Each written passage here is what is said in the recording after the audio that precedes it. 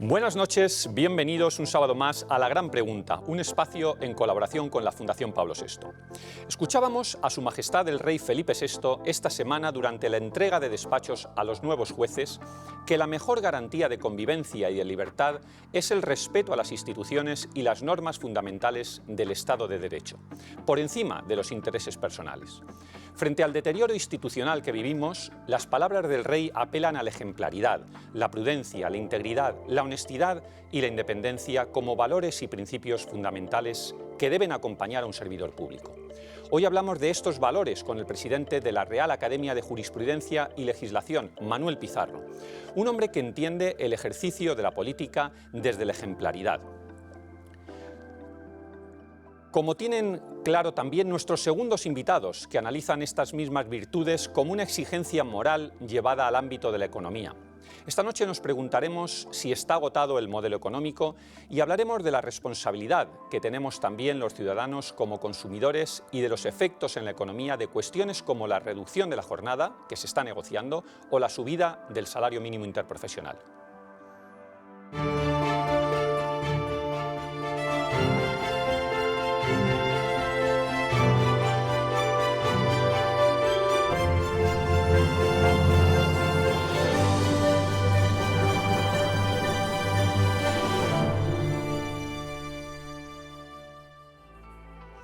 Esta noche tengo el placer de hablar con Manuel Pizarro. Manuel Pizarro, que ha sido muchas cosas, desde abogado del Estado, ha estado presidiendo determinadas instituciones, empresas, Endesa, Ibercaja, ahora es presidente de la Real Academia de Jurisprudencia y Legislación, pero es que ha pasado por muchos sitios y la verdad que es un auténtico placer. Manuel, buenas noches. Buenas noches, Jesús. Igualmente, uno ya por los años pues ha pasado por cantidad de sitios y de momento no hemos roto nada. Todavía se puede, pero de momento no hemos roto nada. Y Manuel, tú que precisamente has estado en tantos sitios, en la administración, en la política, en la empresa, en tantos sitios, podemos decir, a mí es una cosa que me gusta mucho decir, que vivimos quizás en el mejor momento de la historia, vista eso sí, con el zoom bien levantado, en el mejor momento de la historia, aunque probablemente en un momento de mucha insatisfacción. Pues sin duda, yo creo que las redes nos comunican a todos y yo muchas veces he dicho que lo que hace caer el muro en la época de Gorbachev no es la perestroika, es la glasnost. Es decir, cuando alguien ve al otro lado del muro que se vive bien a 20 kilómetros, pues la gente pasa el muro. Y cuando uno ve pues en África cómo se ve en Europa, pues cogen las pateras y vienen.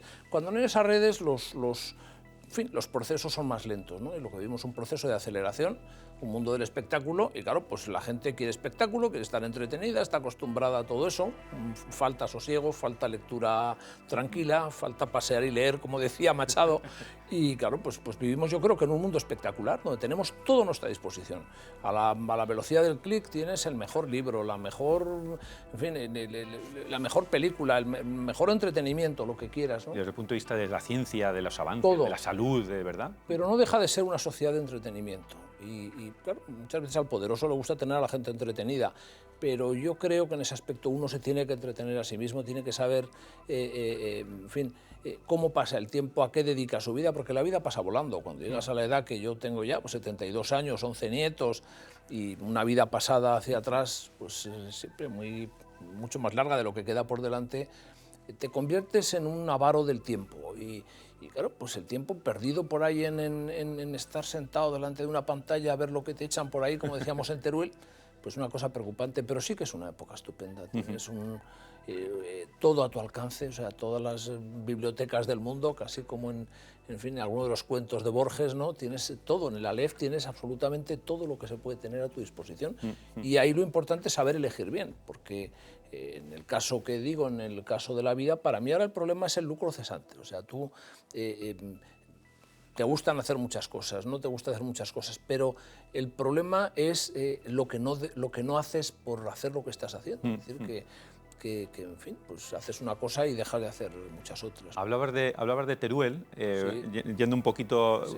En tu currículum a tus inicios, tu abuelo general de la Guardia Civil. Sí, así es. Tu padre fue procurador de las Cortes por Teruel. Así es, familiar, por votación, de lo que entonces había entonces. Efectivamente. Y luego tú te viniste a Madrid a estudiar a la Universidad Complutense Derecho y hacer oposiciones a abogado del Estado, ¿no? Yo hice los 3 primeros cursos en Zaragoza y como luego quería hacer oposiciones a abogado del Estado, pues en fin, la preparación más cómoda era Madrid, me vine a acabar cuarto y quinto en la Complutense y luego ya pues empecé a preparar abogado del Estado, luego bolsa, pues luego todo lo demás. ¿Y cómo fueron esos primeros años que supongo que coincidieron más o menos con la transición también, ¿no? Los primeros años de ejercicio de la abogacía del Estado, etcétera. Bueno, esos años ya eran... ¿Cómo eran esos años? Yo aprobé la oposición en el año 78, en el año de la Constitución, y fueron años pues también de aceleración histórica, ¿no?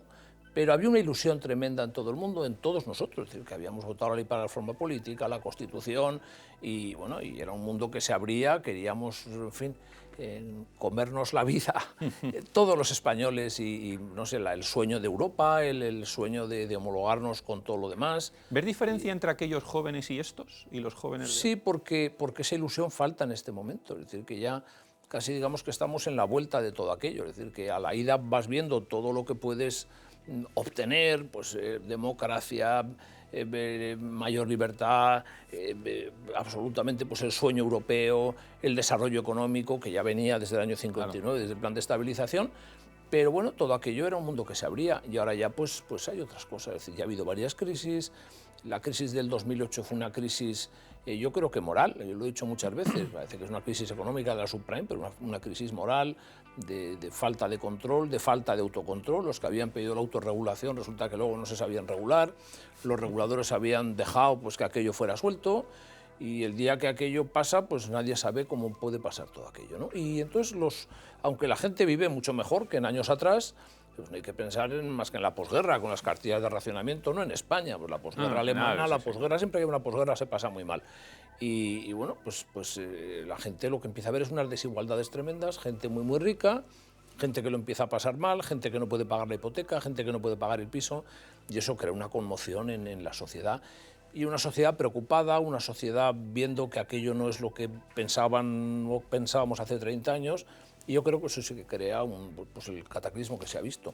Yo recuerdo en la revista de José Félix Tezanos, hubo un artículo interesante y un análisis donde decía que cuando se deshacía la clase media que se había deshecho en esa crisis, siempre producían espasmos en la sociedad. Yo lo leí con atención y seguí lo que inmediatamente aparecieron pues fuerzas como Podemos, fuerzas como Vox, fuerzas como UPyD, cada uno por unas causas como ciudadanos, es decir, que de aquel diseño, convulsiones, claro, de aquel sistema donde en España por lo que fuera se había copiado el sistema americano y luego europeo, es decir, demócratas y republicanos, democristianos y socialistas, y eso pasa pues golistas y socialistas y comunistas, que era un poco el común denominador de la posguerra, pues eso se fractura.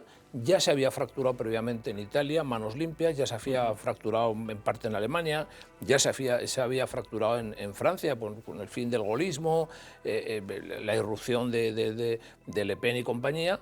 Y en España pues todas esas fracturas empiezan a producirse cada una de forma distinta, es decir, que yo creo que UPyD y Ciudadanos nace a raíz no de temas económicos, sino sobre todo de la aprobación del Estatuto de los años 2000, del Estatuto de Maragall. En el caso de UPyD, pues yo creo que obedece a todos la puesta en libertad de los asesinos de Joseba Pagaza y de todo aquello.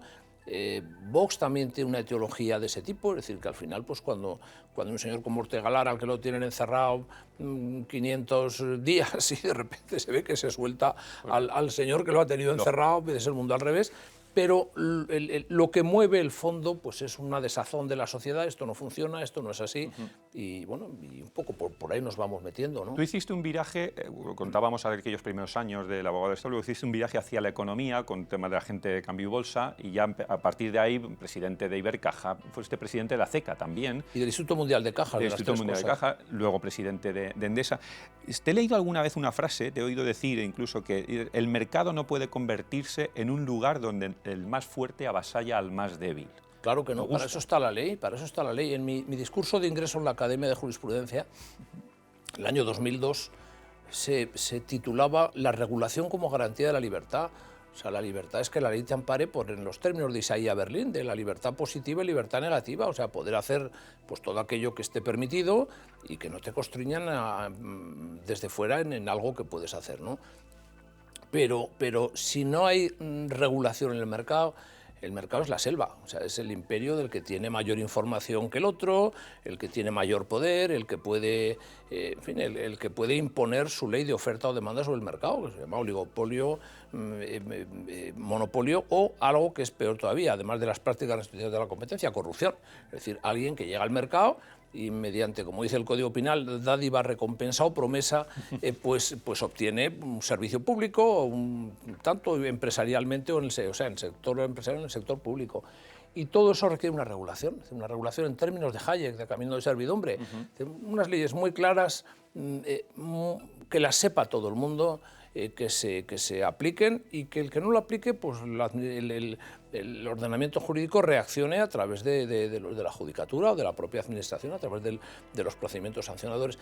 Sin eso el mercado es una falacia.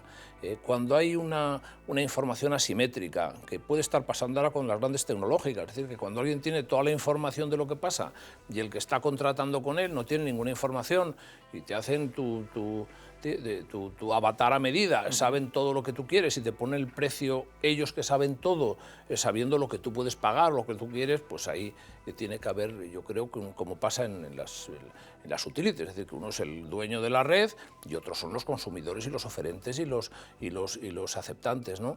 Toda esa reflexión, pues yo creo que hay que hacerlo en los mercados. Yo lo he vivido en la bolsa, y en la bolsa montamos un sistema digital, año 91 hicimos la reforma, donde la bolsa era la dueña del sistema y los demás entraban y salían, pero la bolsa no compraba y vendía, claro, y no era oferente ni aceptante de cosas. Y Manuel, la revolución digital esta que estamos viviendo, la inteligencia artificial, todo esto, desde un punto de vista económico, tú que tanto has vivido este sector, ¿crees que va a suponer una destrucción de puestos de trabajo en el ámbito, sobre todo mecánico, aunque también la inteligencia artificial ya está afectando a trabajos de carácter intelectual, ¿no? Y que se van a crear en paralelo los destruidos? ¿No?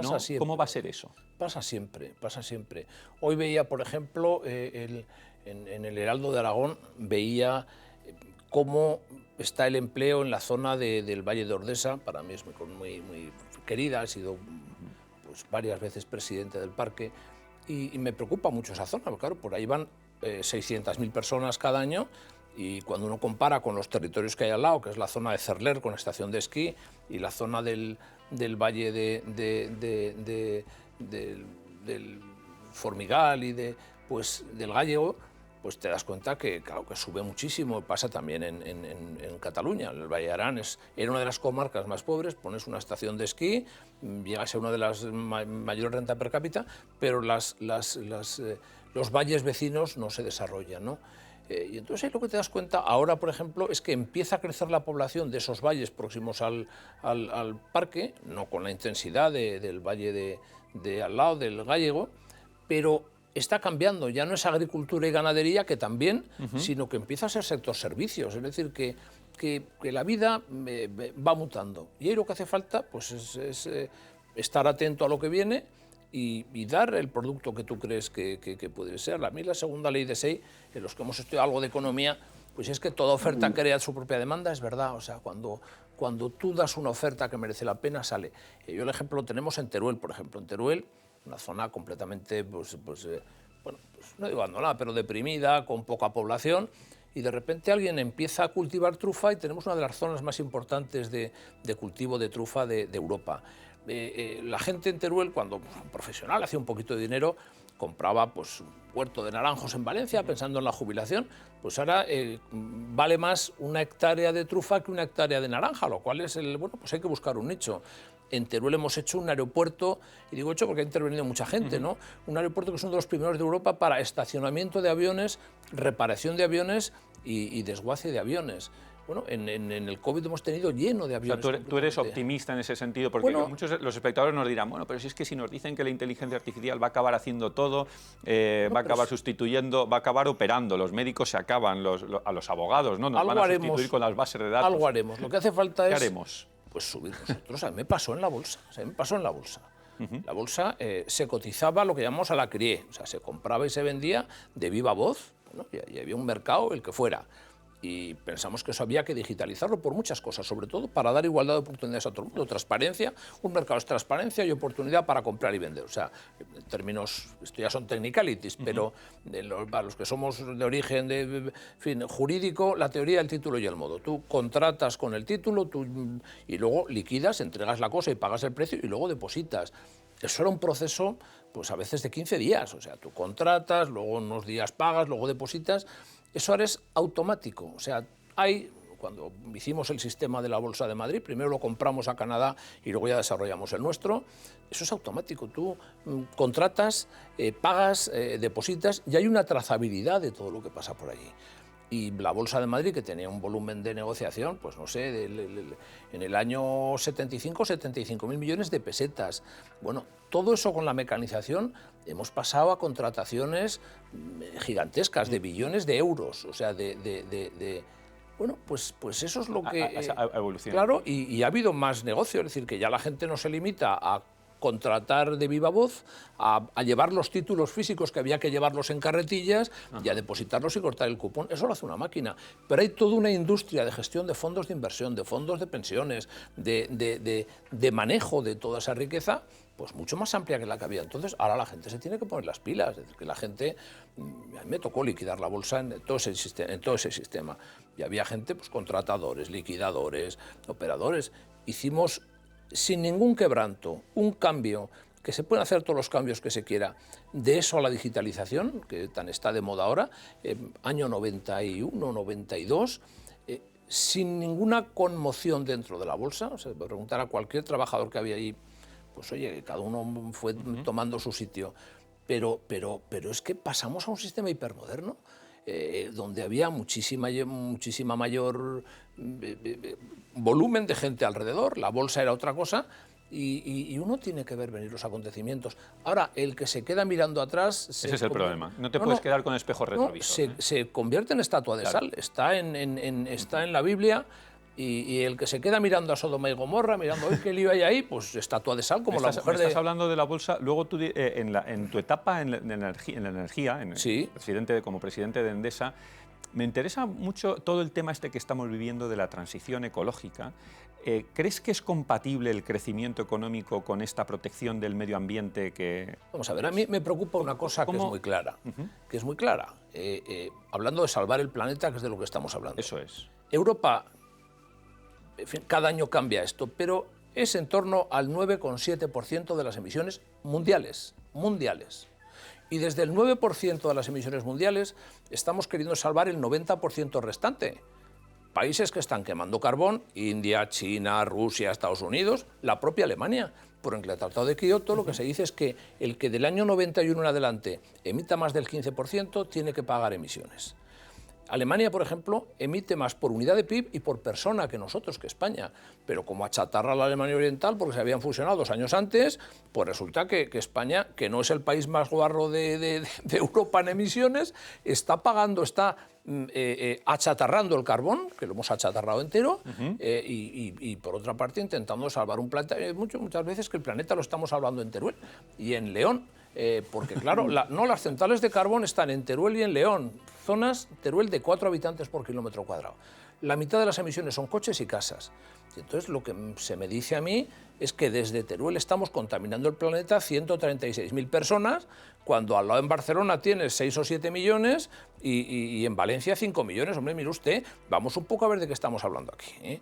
Y todo lo arreglamos con dinero público. No se preocupe, señores, los prejubilados, si no ese es el problema, es que le está quitando usted el futuro a muchas zonas, ¿eh? Claro, pues a la gente la prejubilan, está contenta, o a otros pues les dan otro trabajo no sé dónde y ya está.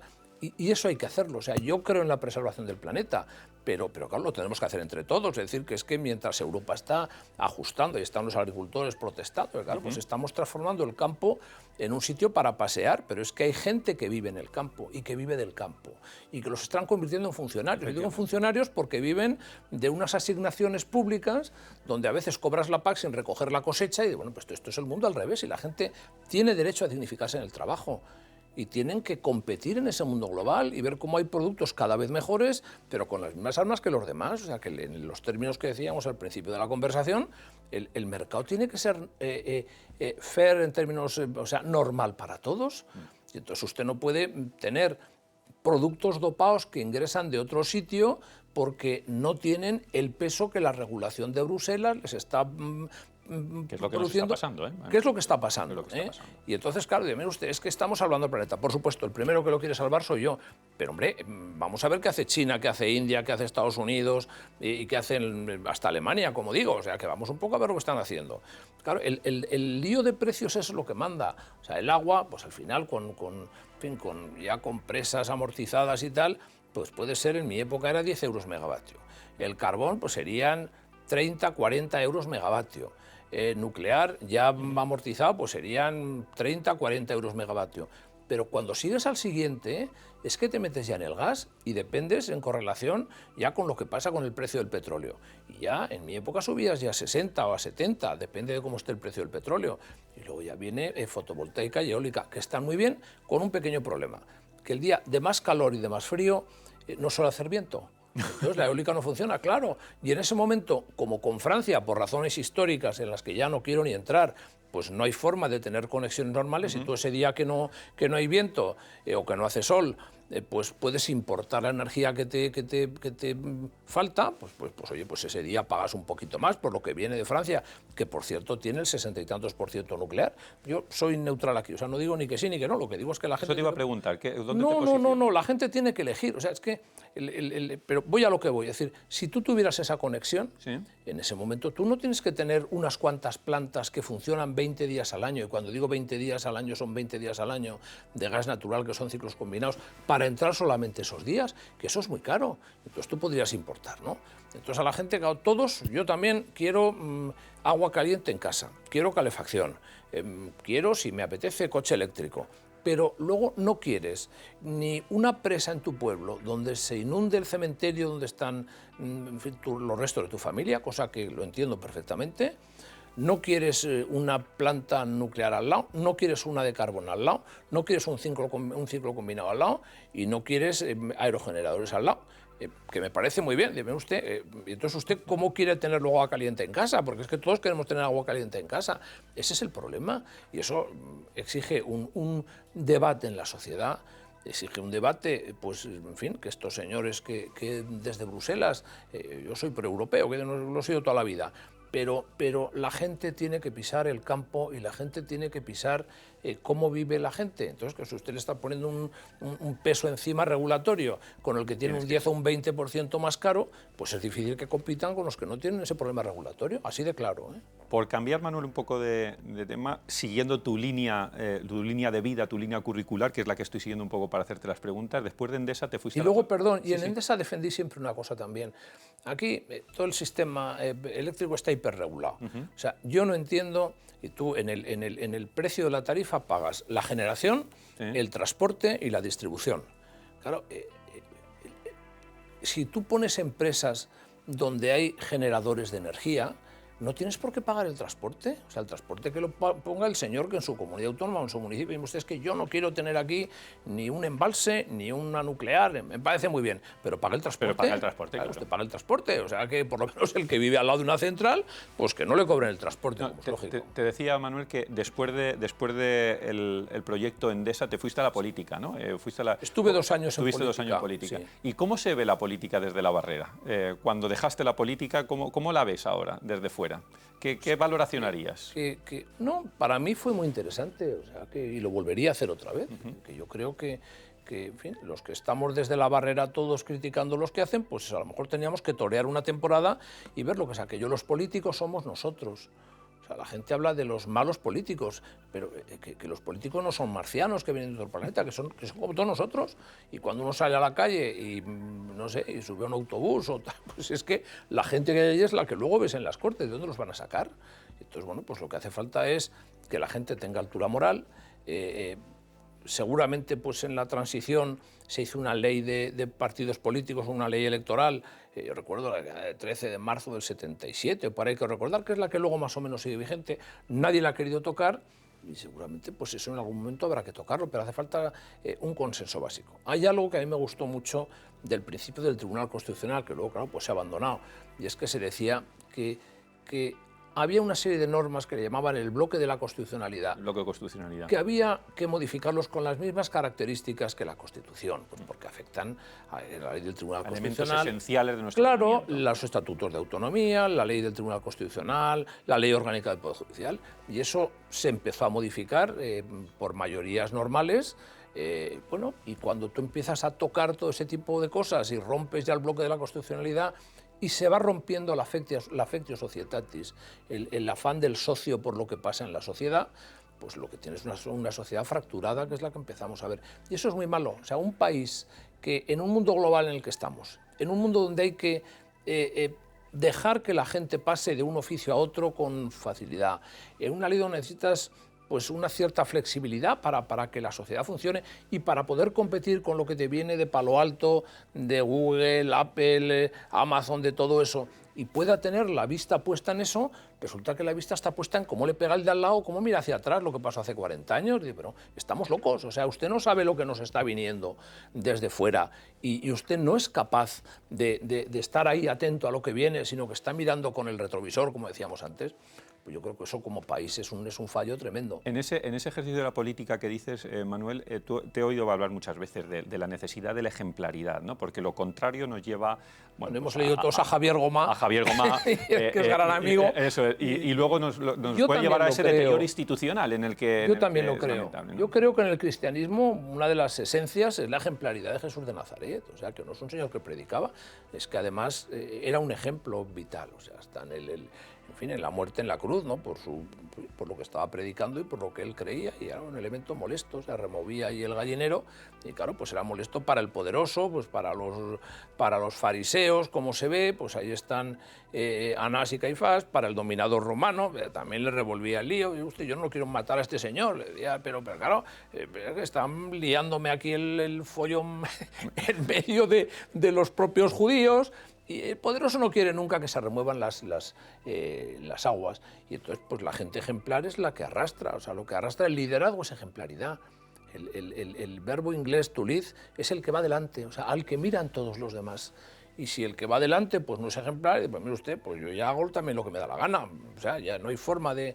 Y entonces empieza la coerción, o sea, cuando ya no hay ejemplaridad y no hay un señor que conduce, que viene pues el líder, pues viene el dux, el jefe de conducir, del verbo duco, tu conduces decere, o sea, que del latín conducir, pues eso ya no lo conduces. Y cuando no lo conduces, entonces aparece ya la vulneración de la norma. Entonces ya, pues para poder conducirlos, pues hace falta un poquito a ver cómo en fin, cómo esto funciona de otra manera sin liderazgos o sin ejemplaridades, y eso es muy difícil. Bajando un poco esto a lo que estamos viviendo actualmente, ¿cómo ves la situación, tú como jurista también, como abogado del Estado, la situación de la justicia, de lo que estamos viviendo ahora, ¿no? Pues me preocupa que no esté todo el mundo en su sitio.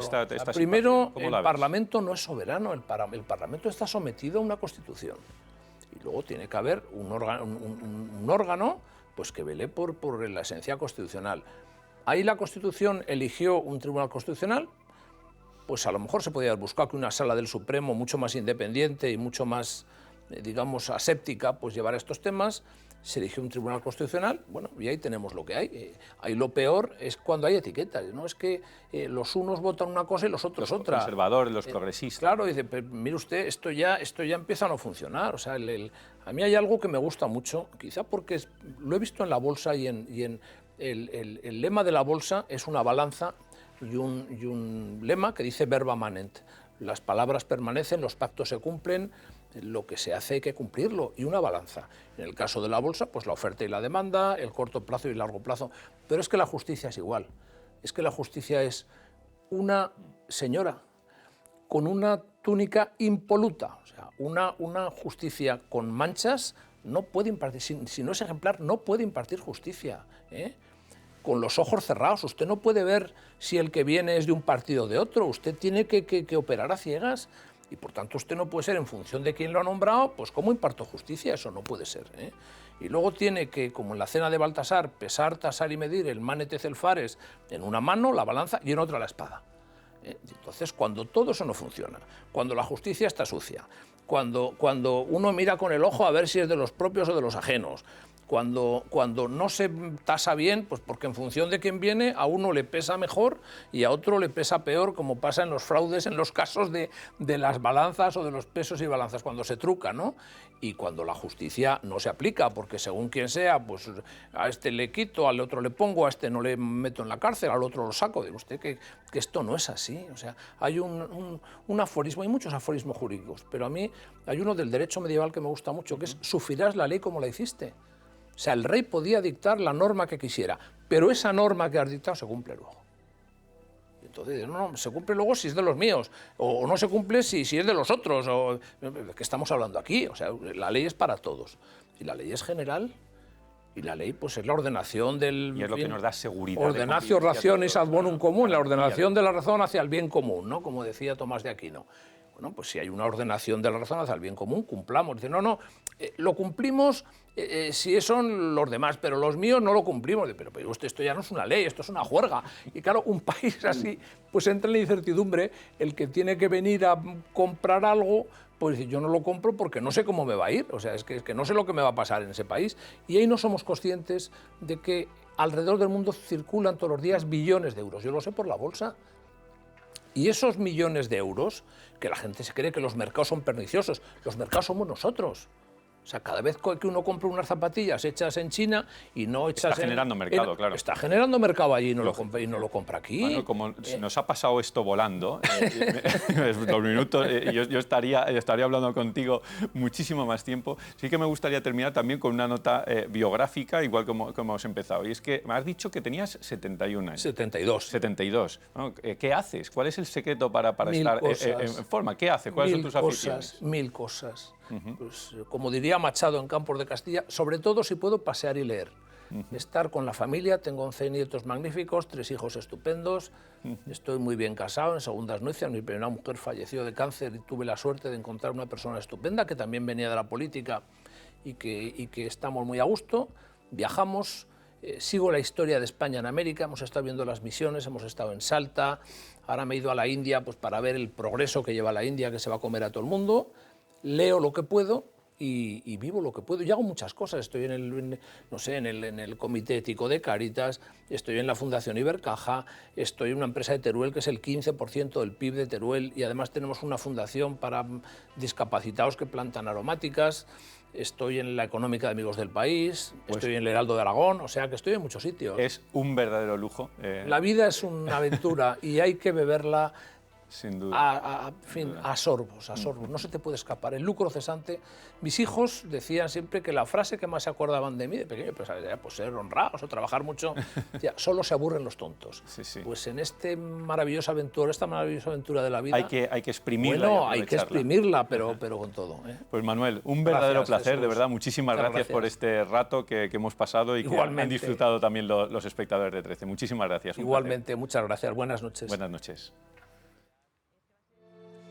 La subida de tipos de interés en el último año ha impulsado los ingresos y los beneficios de las empresas que en algunos casos están llegando a ser históricos. En paralelo, estos resultados positivos conviven con situaciones y momentos de riesgo e incertidumbre que desde lejos se perciben en la economía. Y para hablar de todo ello, contamos esta noche con María Lladró, empresaria, autora de un libro muy curioso del que hablaremos esta noche, Valuismo. Buenas noches, María. Buenas noches, Jesús. Y con Aldo Olcese, también un prestigioso economista y presidente de la Sociedad Civil Ahora, España, ¿no? Sí, buenas noches. Jesús. Buenas noches, Aldo.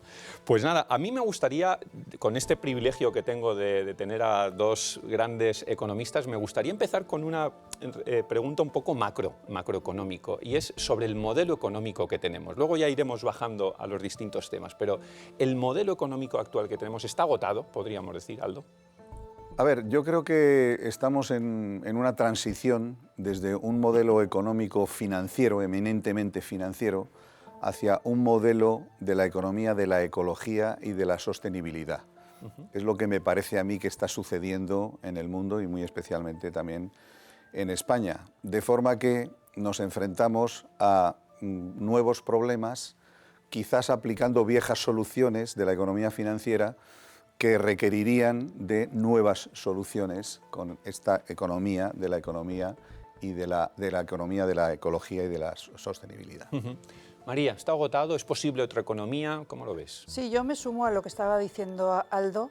Quizá matizaría que el capitalismo ha generado mucho valor en términos de empleo, productos, servicios, libertades, pero sí estamos cometiendo algunos excesos o bastantes excesos, como por ejemplo el consumismo, que deteriora el planeta y que no encontramos la forma de detenerlo. Nos vamos por la economía circular, la economía verde, pero en realidad tenemos un problema con el consumismo. Hay una concentración de poder grande en oligopolios, hay relatos en la sociedad que ya no se sostienen, como por ejemplo el relato de la transparencia financiera, el relato de la protección de datos. Es decir, hay una desesperanza, creo que está en la ciudadanía. El problema es que no sabemos un poco por dónde continuar y conviene crear algún modelo alternativo. Me resulta curioso en estas dos respuestas vuestras que lleváis a la economía a un tema que además ahora mismo está muy de actualidad. Estamos en estas semanas, lo que está ocurriendo con la agricultura, por ejemplo. Llama la atención que desde el punto de vista de la Unión Europea se dice que el 35% aproximadamente del presupuesto de la Unión Europea se destina a la agricultura. Sin embargo, a su vez, el agricultor se siente, en fin, maltratado desde el punto de vista económico al menos, ¿no? ¿Cómo traducís esto que habéis hablado, este marco del modelo económico al ámbito, por ejemplo, de la agricultura, Aldo? Bueno, lo que yo he mencionado de la sostenibilidad y de la ecología es un driver muy potente que incide en estos momentos en todo lo que es la configuración de la nueva agricultura y por lo tanto presenta nuevas exigencias que tiene que ver también y que se repercute en los costes, que hace que digamos, la eficiencia de la agricultura se ponga a prueba en un nuevo modelo que se está intentando implantar y que, como todo, tiene que ser, digamos, parte de una gradualidad y de una manera de ir haciendo las cosas sistemática y progresivamente y no todo de golpe, ¿no? De forma que las unidades productivas tengan también la capacidad de adaptarse poco a poco y de ir generando ese nuevo modelo en el que seguramente nos jugamos mucho y en el que casi todo el mundo cree, pero que a la hora de aterrizarlo en la realidad tiene sus costes y tiene sus procesos de transformación. En todo proceso de transformación siempre hay tensiones y esas tensiones deben ser tamizadas por un comportamiento colaborativo de todos los stakeholders o grupos de interés que intervienen en la solución de los problemas. María, ¿qué opinión te suscita todo esto? Sí, evidentemente la colaboración es necesaria para resolver estos temas, pero yo diría que claramente nos hemos olvidado de la agricultura. Le preguntas a un joven, ¿tú a qué te quieres dedicar? ¿A lo financiero, al digital o a la agricultura? Y desde luego la agricultura no va a estar en sus intereses. Nadie Es optaría decir, por el tercero. Claro, hemos olvidado o hemos dejado que se abandone este valor de la agricultura, hemos dejado de hablar de ella, de valorarla con nuestras acciones. Manuel Pimentel tiene un libro muy interesante que se llama La venganza del campo, que dice que este olvido, este menosprecio, se va a cobrar la venganza de la escasez y de un brutal encarecimiento de precios en el futuro. Y yo creo que esta economía, hoy en día, uno de los planteamientos es volver a dar valor a aquello que realmente lo tiene. Y la agricultura tiene un valor esencial, la agricultura, el agua, por ejemplo.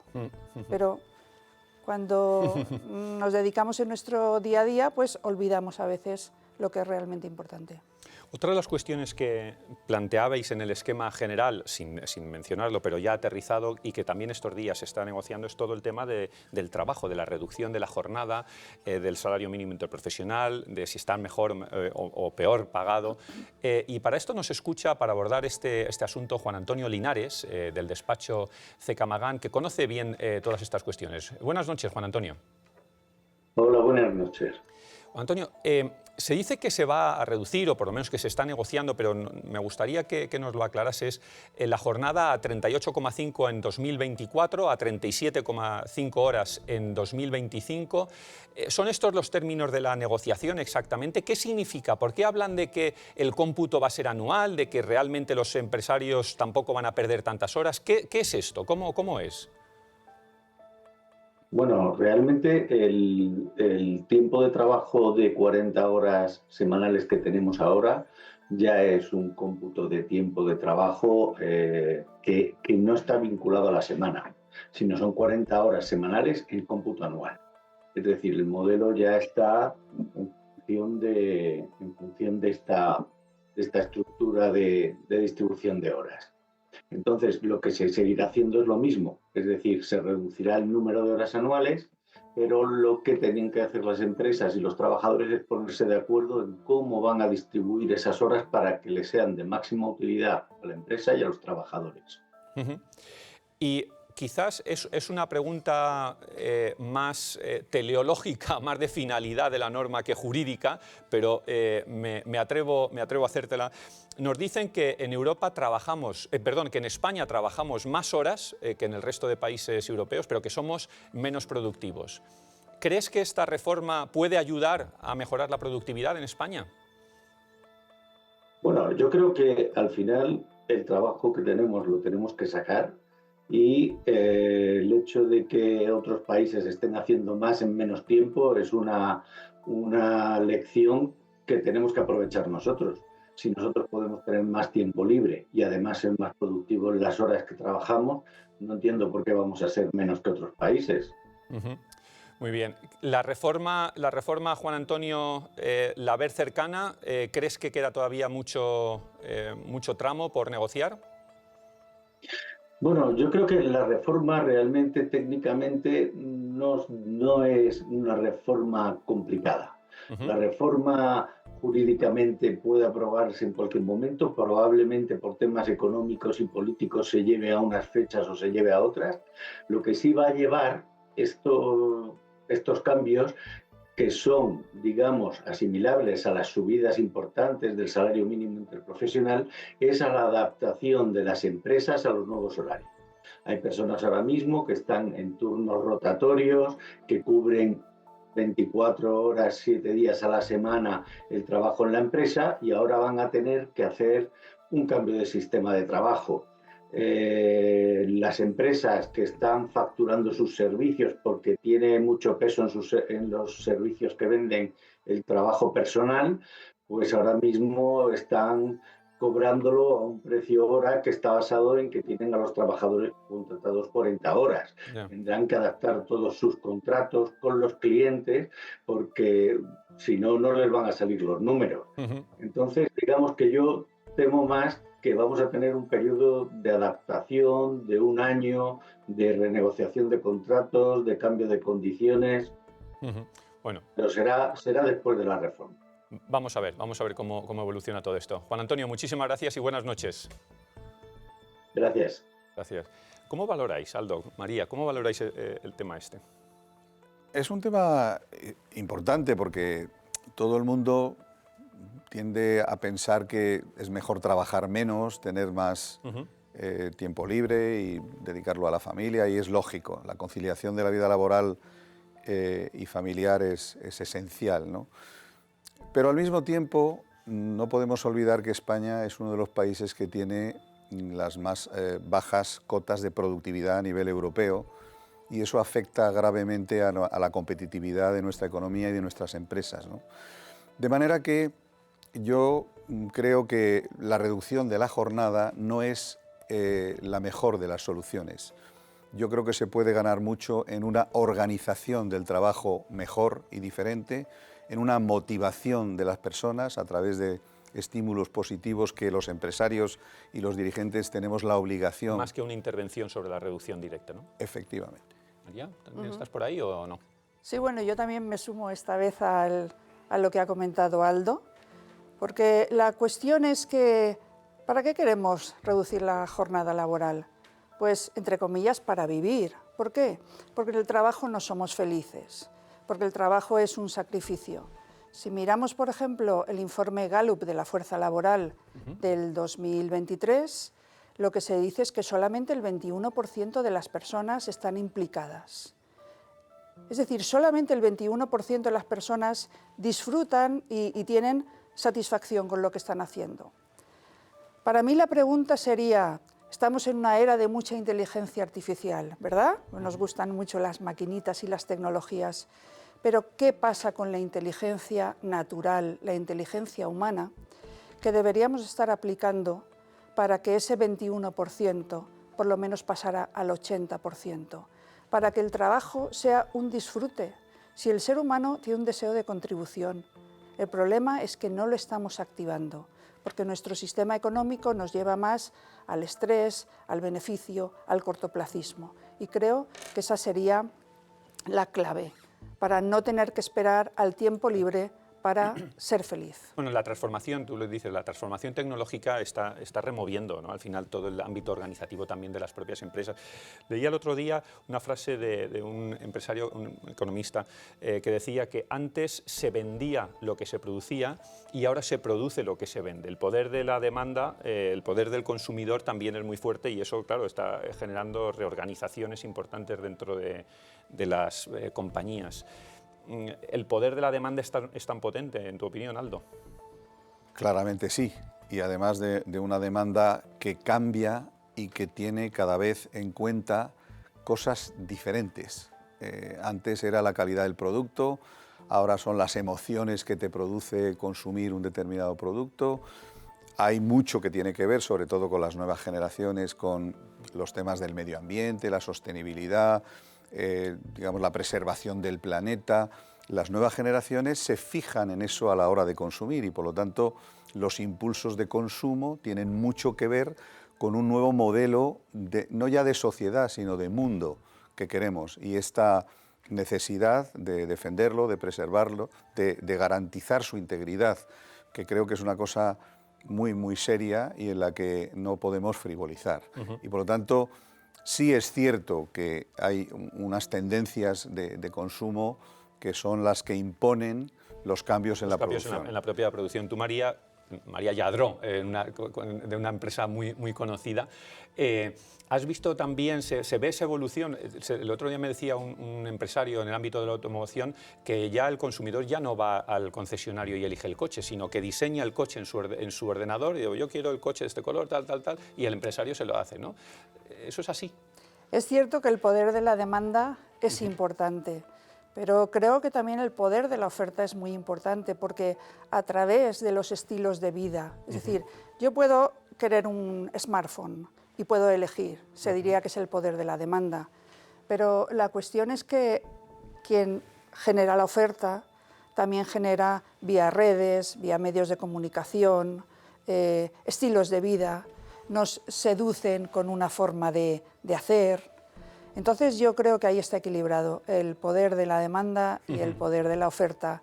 El que hace la oferta es en realidad el primero que propone. Hablábamos precisamente, o estamos hablando de esto, de la responsabilidad del consumidor. Y es algo muy gráfico, por ejemplo, en el ámbito textil, ¿no? El auge del modelo de venta de ropa barata se produce porque el consumidor, en gran parte, opta por esa dinámica. Comprar más y pagar menos. Pero eso también tiene un impacto en el medio ambiente. Vamos a ver estos datos que nos aporta Patricia Navarro. Buenas noches, Patricia. Vamos a verlo, Jesús. Desde el año 2000 se ha duplicado la producción de ropa, pero la realidad es que su uso ha disminuido un 36%. Es decir, compramos más, pero le damos menos uso a las prendas. Se estima que más de la mitad de la ropa que compramos acaba aquí, en el cubo de la basura. El 73% incinerada o en vertederos. Solo para producir, por ejemplo, un vaquero se utilizan, atención, unos 7.500 litros de agua. Es lo mismo que bebe una persona en 7 años. La moda rápida lleva a consumir unos 8 millones de metros cúbicos al año y es el responsable del 20% de la contaminación industrial. Además, el uso cada vez más extendido de fibras sintéticas hace que se liberen más de 500.000 de microfibras en el océano, o lo que es lo mismo, Es como si vertiéramos 50.000 botellas de plástico cada año. Es el impacto que tiene el uso cada vez más extendido de la moda rápida en el planeta. Jesús. Pues de nuevo aquí volvemos a ver con los datos que nos daba Patricia esa conexión que hay en vuestra respuesta inicial, ¿no?, entre economía, sostenibilidad. De nuevo aquí se vuelve a plantear esta cuestión. Este año además estamos hablando de que las empresas han tenido beneficios históricos en muchas de ellas. Tú, Aldo, este tema lo has comentado, has escrito muy recientemente en un libro una aportación sobre esta cuestión. ¿Cómo casa todo esto?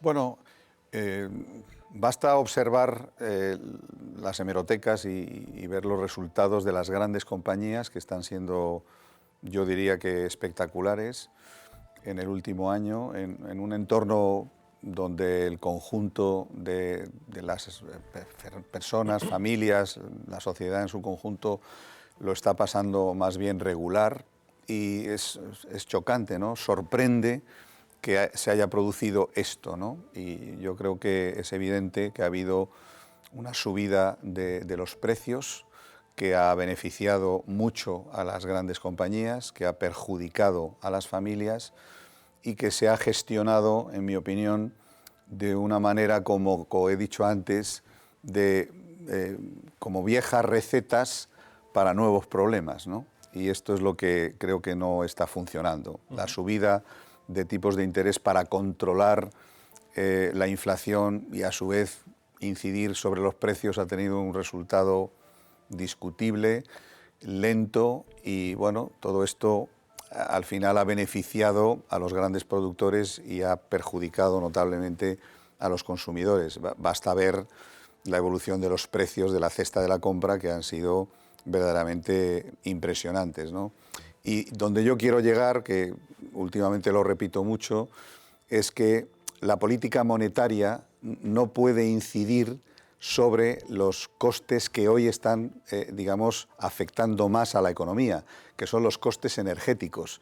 El precio de la energía y la cantidad disponible de la energía y la calidad de esa energía no se regula con el aumento o disminución de la masa monetaria y de su precio, sino con el aumento o disminución de la producción energética y de sus costes.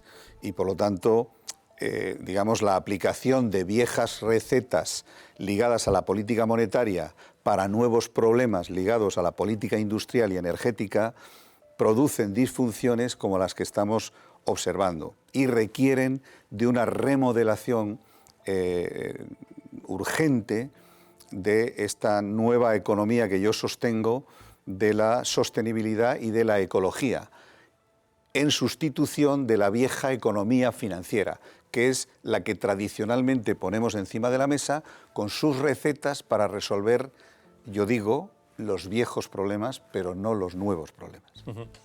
Y María, ¿cómo metemos en el cazo todas estas cuestiones que está planteado? Porque por un lado tenemos los datos que nos señala Patricia, ¿no? De una industria, en este caso el ejemplo que ponía de la industria textil, con un aliciente al consumo enorme, con unos beneficios a su vez tremendos, con unos problemas de sostenibilidad importantes. ¿Cómo resolvemos esta ecuación? Pues mira, por lo que ha dicho Patricia, ¿no? ¿Cuántos recursos se emplean para la producción? A veces dicen que los economistas hablamos de cosas que la ciudadanía pues no entiende bien, pero vamos a hacerlo sencillo. Kate Raworth, que es la creadora de la llamada economía del donut, en su libro dice que imaginemos que vamos a crecer un 3% anual y vamos a producir un 3% más. El ser humano comprende poco la exponencialidad. Si crecemos al 3%, quiere decir que en 25 o 26 años hemos doblado la producción mundial. O sea, solo en 25 o 26 años vamos a tener el doble de todo. Y el mundo no se acaba dentro de 25 años. Es decir, ¿cuánto vamos a producir?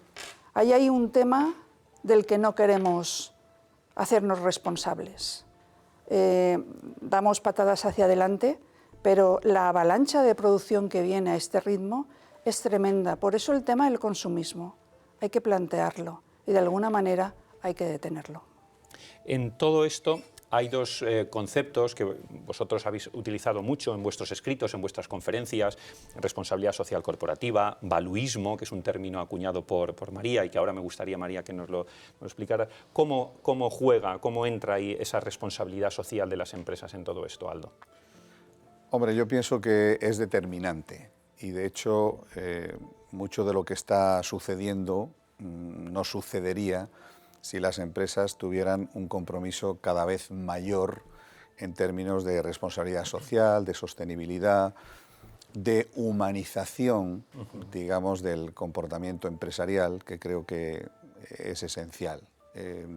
Al final, poner a disposición de la sociedad nuevas formas de establecer las relaciones entre los diferentes grupos de interés que intervienen en el mundo de la economía y en el mundo de la empresa es fundamental. Y hacerlo con unos criterios que antepongan al ser humano a todo lo demás, creo que es esencial y que además paga.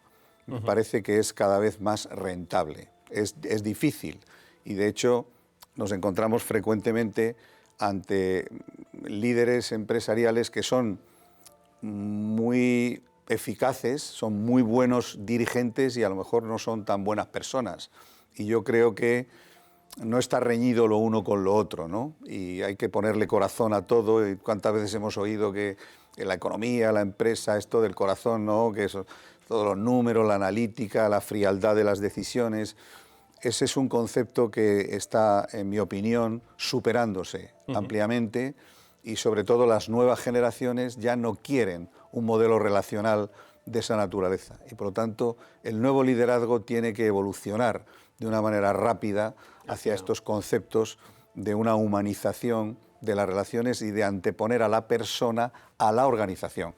Esto a veces es arriesgado, porque la organización se superpone en el mundo empresarial, porque así todo el mundo sabe lo que tiene que hacer, unos pocos deciden cómo se organiza y los demás ejecutan, y lo demás es comanditario y es también peligroso. Pero yo creo que esa liberación de talento que permite el que se trate la relación con una humanización mayor es más positivo que los riesgos en los que se incurren al no imponer la organización sobre la generación de talento. Esto mismo, traducido a tu término valuismo, dices que no te gusta poner apellidos al capitalismo, no te gusta hablar mucho de capitalismo humanista, sino que prefieres hablar más de aportar valor, ¿no? ¿Qué es valuismo?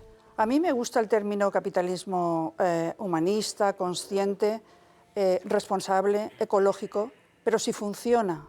Lo que yo observo es que el adjetivo no logra que funcione. Por eso lo que quiero es, o lo que busco, propongo, es un cambio de paradigma.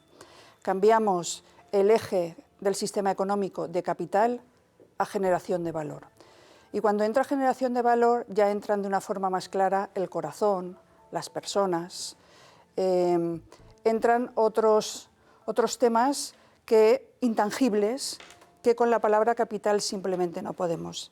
La idea básicamente es, tenemos dos grandes sistemas económicos, comunismo, que parte de lo común, o sea, una palabra, lo común que es público, y genera todo un sistema que es diferente a cuando ponemos la palabra capital como eje. Pues si ponemos generación de valor, vamos a poder, por ejemplo, prohibir la obsolescencia programada claramente. ¿Por qué? Porque en la generación de valor en el sistema no solo es la iniciativa privada, sino también el planeta. Podemos, por ejemplo, sanar de especulación el mercado de valores para quitarle todo aquello que le hace casino financiero, que en el capitalismo sería como expresión de la libertad, ¿no? El casino abierto 24 horas. Pues bueno, cuando hablamos de generación de valor, podemos tomar medidas para reducir la especulación. O, por ejemplo, conceptos nuevos como el tiempo, la gestión del tiempo. En el ámbito público echas una instancia y no se sabe para cuándo. El tiempo es valor para un diagnóstico médico, para una resolución administrativa. el tiempo hoy no se gestiona. Entonces, con la palabra valuismo, sistema económico basado en la generación de valor, encontramos un mejor equilibrio. Y creo que eso es una apuesta más disruptiva y más contundente. Yo invito a los espectadores a que compren tu libro de valuismo, María. Tenemos un minuto. Estamos en el año donde más de la mitad del mundo se va a someter a nuevos procesos electorales, a nuevos cambios. También esto va a tener un clarísimo impacto en la economía. ¿Cuáles son las transformaciones sociales a las que nos vamos a enfrentar y cómo va a impactar eso en la economía? Un minuto y terminamos. Yo creo que hay un nuevo proceso político muy vinculado a los populismos que se están imponiendo, me da igual que sean de izquierdas o de derechas, y que bueno, van a marcar una nueva tendencia política y quizás también económica, como estamos viendo en algunos países.